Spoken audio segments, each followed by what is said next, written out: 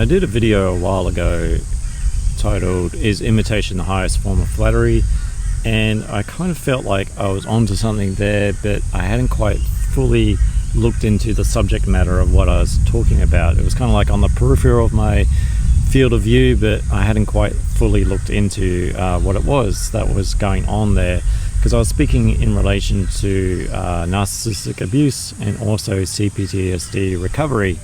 And the concept that I was actually touching upon is known as narcissistic mirroring,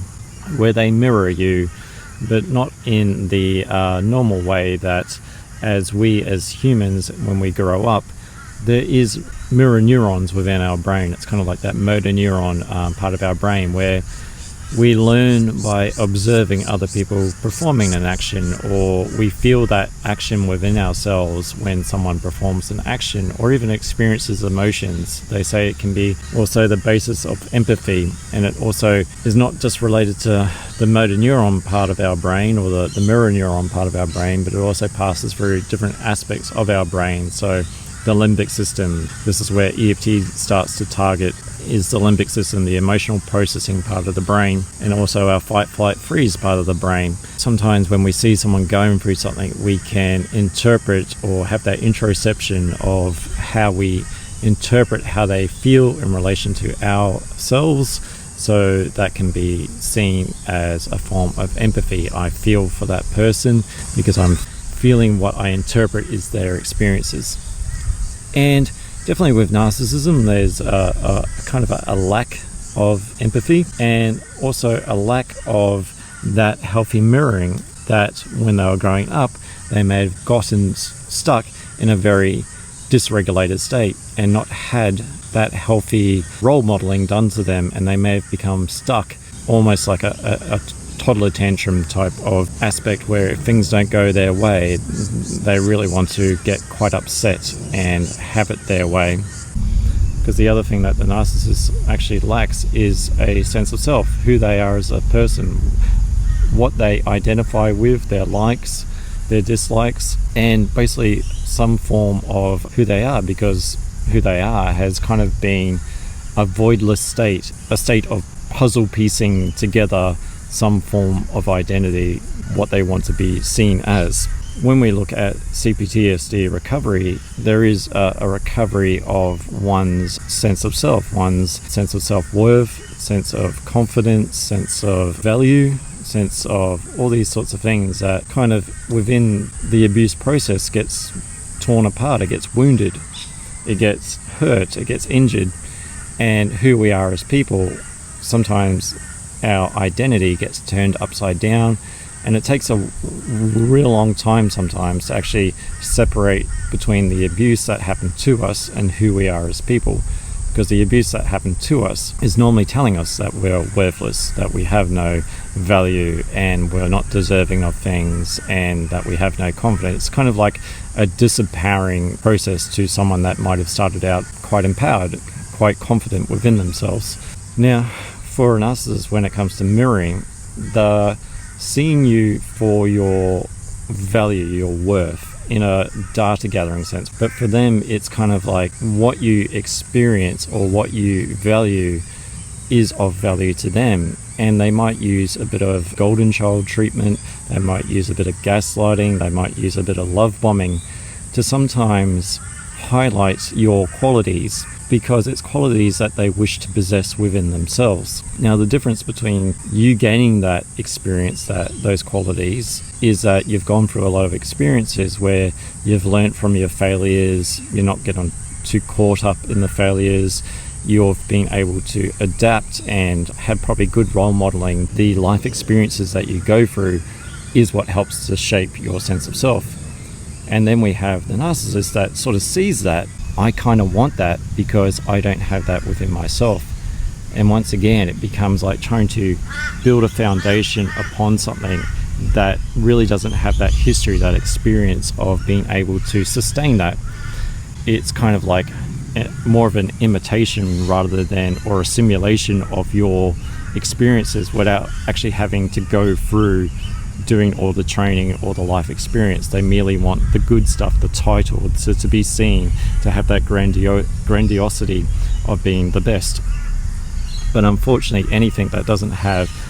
a substance to it, a training to it, a history to it, and the ability to actually have that sense of self-worth to carry yourself through those hard times, when something doesn't work, guess who's to blame for that? The person that they're acquiring the skills from. There comes a point where it's the love bombing is kind of like the flattery process, where they're trying to imitate you by flattering you a little bit more, like gaslight you a little bit more, give you a little bit more, I guess, praise than what is actually normal, or even probably without them fully understanding you at that point, saying that you're the greatest and all that. So you feel good about that because it's good to be complimented, it feels good to be recognized, it feels good to be seen. And the other thing that the narcissist is seeing in this mirroring process is also your weaknesses, what makes you feel insecure, what makes you feel doubtful about yourself, because it's very hard to disempower an empowered person. It's very hard to start to break down a person, break them into parts, where you have to go through that recovery process when the person has strong boundaries, a strong sense of self, and knows what's right or wrong. But if they get a sense of what your insecurities are, maybe it's your looks, maybe you are worried about some of the things that you're doing, whatever it is, they'll play upon that to start to undermine your self-worth. So the process is basically taking your best qualities to put that into kind of like a voidless self.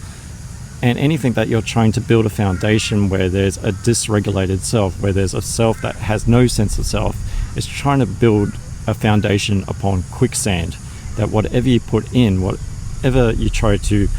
create a firm foundation, is always going to be sucked in, sucked dry. And that can become into where the narcissist starts to drain you of your energy. And it also comes into emotional regulation mirroring. So if you've got someone that's sort of stuck in a certain part of their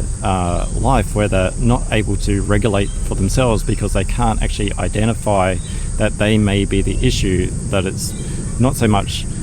everyone else's issue, it may be stemming from themselves, then any recognition of them being wrong is highly uncomfortable. Or any recognition that you may have been the, I guess, original source material for these great aspects that they want to acquire of you, they start to flip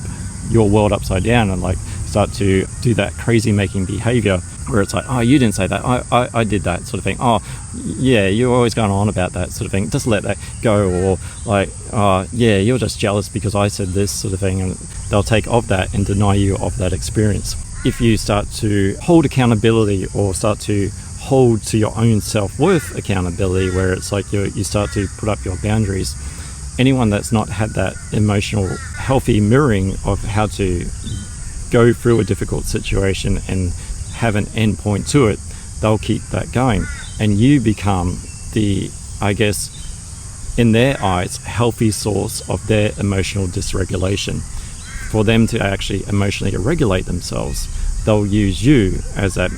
regulation point. So yes, it would be very cathartic for them to scream, yell, abuse, demean you, deny you of your experiences, tell you of your weaknesses and arm that against you, and you just feeling completely shattered after that. For them to be able to feel better within themselves because I've externalized, I've projected all that stuff upon you, for you to, I guess, in a way, take care of that for them, even if it's just being that sounding board for them to yell and rage against. In a person where we may feel, in an empathy sense, that we may feel for the other person, for a narcissist, it's their form of empathy is they can't feel that within themselves, so you need to feel it for them and to be that cathartic release of where they can rage and scream, and that's their form of empathy, for you to carry that load. And unfortunately, carrying that load for so long does play upon your mind, where you either start to play into that belief system of them being the only thing in your world, or you start to reject that and start to stand up for yourself. And that can come in a narcissistic discard. It's not that you're no longer of worth to them, they just can't access your worth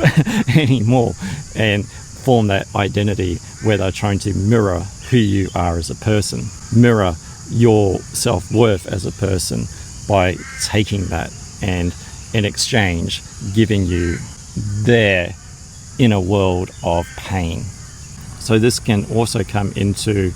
the therapy world, where say if you start to learn about narcissism and you're not fully aware at that time, you start to present this information to who you either presume to have those qualities or that you want a share of that,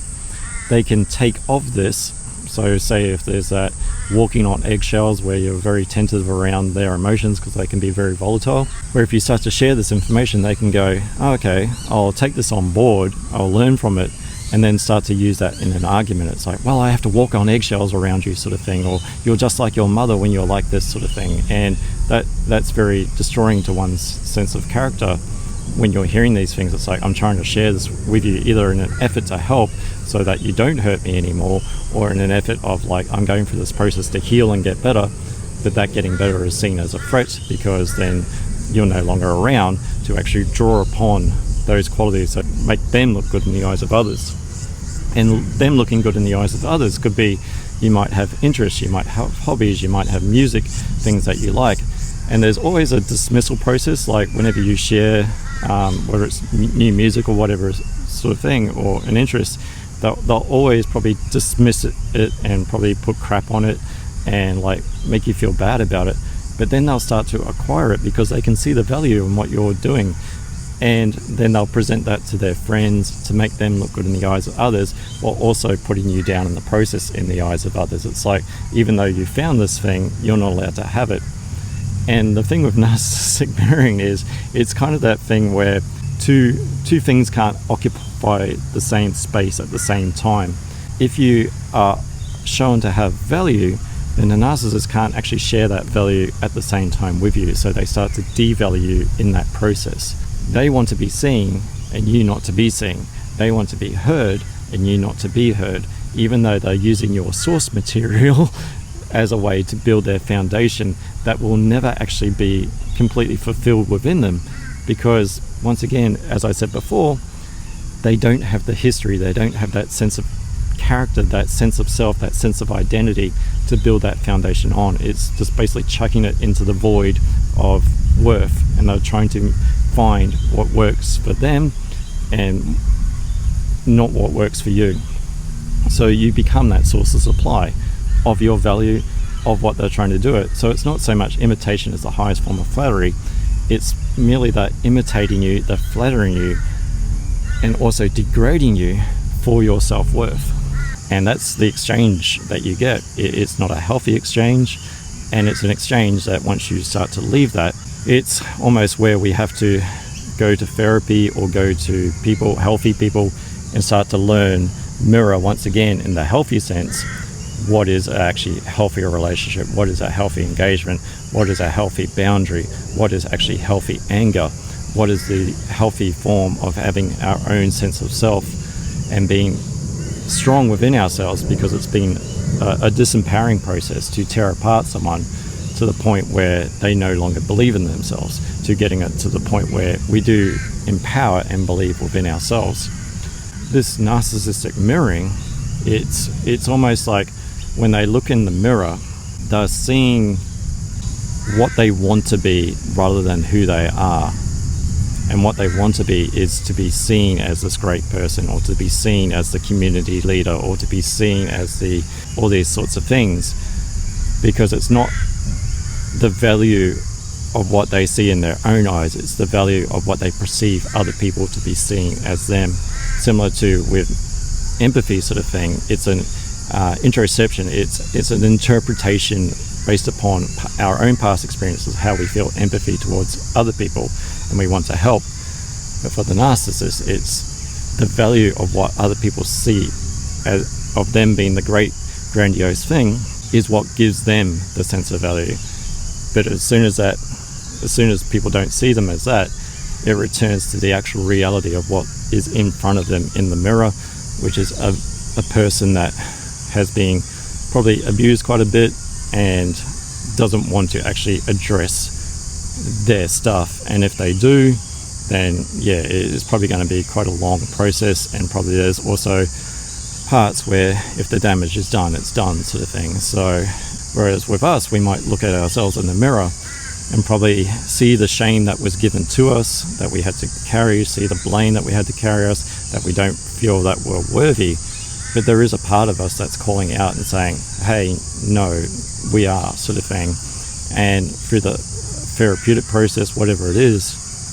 we start to see who we are as a people and not what we're told who we are. And if we've got already a sense of self within, if we sort of know that things aren't right for us or for other people, probably whatever we're going to start to acquire and recover of ourselves and piece back together, we'll have that strong foundation of ourselves, rather than the narcissist version of what they wanted to see and what they tore apart. So it's piecing together those parts of what was torn apart by someone that saw the value in us and wanted to acquire that for themselves. Definitely to get off that cycle, because for them it's kind of like an addiction sort of thing, or one drink is never enough sort of thing. So it's whether you want to be that source of supply for the rest of your life. It's getting off that cycle and basically telling them, see you later, I'm no longer taking part in this, in your addiction to my self-worth. A look at narcissistic mirroring, where who you are as a person is of great value to the narcissist, and they want to learn and copy from that, but only in a surface level